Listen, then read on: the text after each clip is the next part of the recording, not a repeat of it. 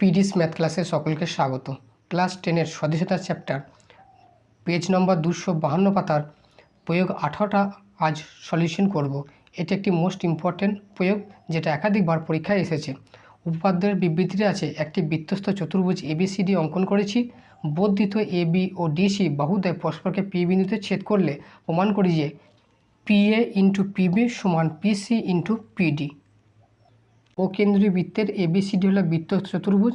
এখানে এবি বাহুটাকে এবং ডিসি বাহুটাকে বর্ধিত করা হয়েছে। বর্ধিত করার ফলে একটা বিন্দু পি বিন্দুতে তারা মিলিত হয়েছে। এবার প্রমাণ করতে হবে পি এ ইন্টু পিবি সমান পিসি ইন্টু পিডি। প্রথমে প্রদত্ত লিখব। প্রদত্ততে এখানে কি বলা আছে এবিসিডি একটা বৃত্তস্থ চতুর্ভুজ। তাহলে সেটাই লিখব যে এবিসিডি বৃত্তস্থ চতুর্ভুজের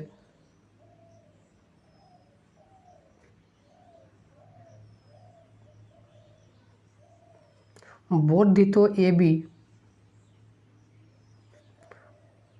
ও ডিসি বাহুদ্বয় পরস্পরকে পি বিন্দুতে ছেদ করেছে।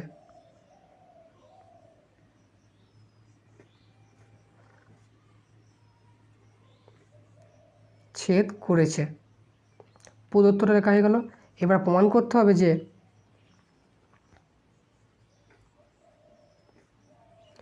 যে পি এ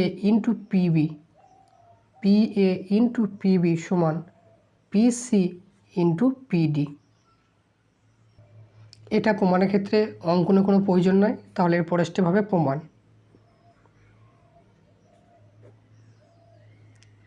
এখানে বলা আছে যে এবিসিডি একটা বৃত্তস্থ চতুর্ভুজ। আমরা জানি বৃত্তস্থ চতুর্ভুজে বিপরীত কোণগুলো পরস্পর সম্পূরক, একটা উপপাদ্য পড়েছিলাম। তাহলে এ কোণ আর সি কোণ পরস্পর বিপরীত কোণ, তাহলে দুটো কোণের যোগফল 180 ডিগ্রি হবে। একই রকমভাবে বি কোণ প্লাস ডি কোণ দুটো যোগফল 180 ডিগ্রি হবে। এখানে বি আর ডি এর যোগফল 180টা প্রয়োজন নেই, তাহলে এখানে একটা আছে এ কোণ আর সি কোণ, এই কোণ দুটো যোগফল 180 লিখব। তাহলে লিখব যেহেতু এবিসিডি একটা বৃত্তস্থ চতুর্ভুজ,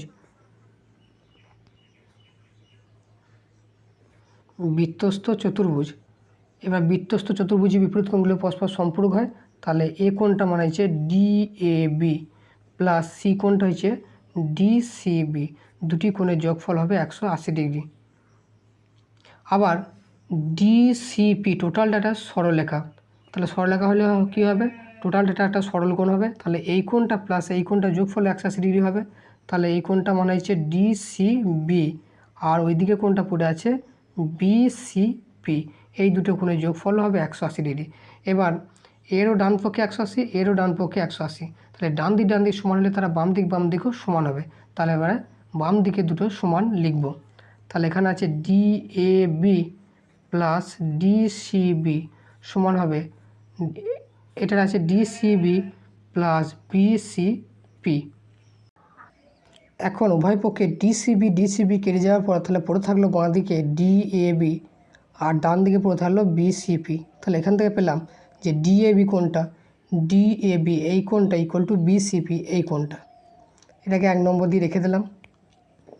আবার ত্রিভুজ এপিডি মানে এই টোটাল বড় ত্রিভুজটা এবং ত্রিভুজ সিপিবি মানে এই দিকের এই ছোটো ত্রিভুজটা, এই দুটো ত্রিভুজের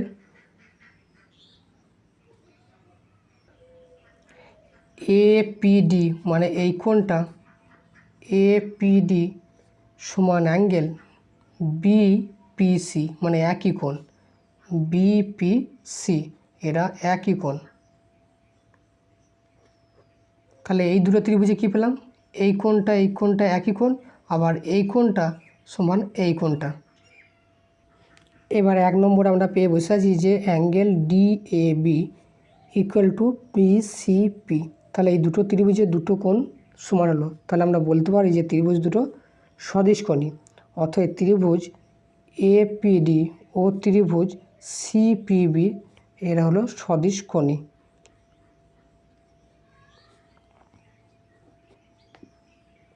এবার দুটি ত্রিভুজ সদিশকোণী হলে তারা পরস্পর সদিশ হয়। তাহলে এখান থেকে বলতে পারবো সুতরাং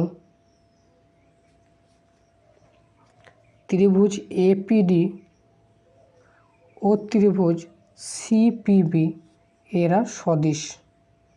সদিশ হলে কী হয়, তাদের অনুরূপ বাহুগুলির অনুপাত সমান হয়। প্রথম বড় ত্রিভুজটা APD, এই বড় ত্রিভুজটার PA বাহু বাই PC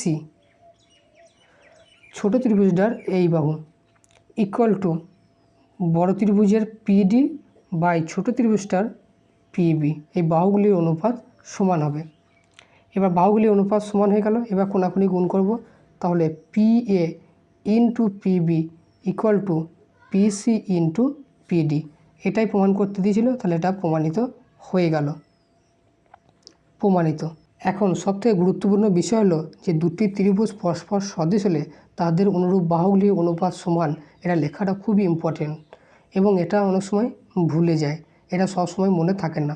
এবং এটা মনে রাখার জন্য একটা ট্রিক্স বলে দেবো, সেটা হলো যে আমাকে এখানে প্রমাণ করতে হবে যে PA ইন্টু PB, এটা একটু ব্যাক ক্যালকুলেশন করতে হবে।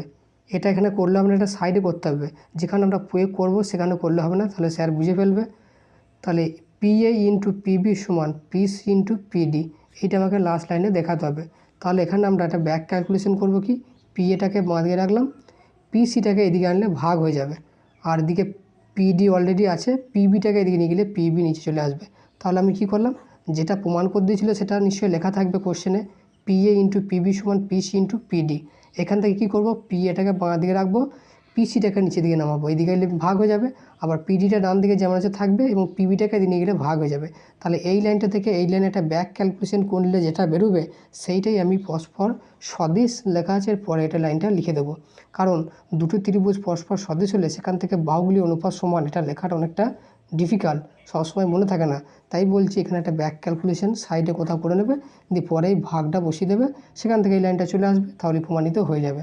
এবং এই ট্রিক্সটা এখানে করলে হবে না, অন্য কোথাও করতে হবে।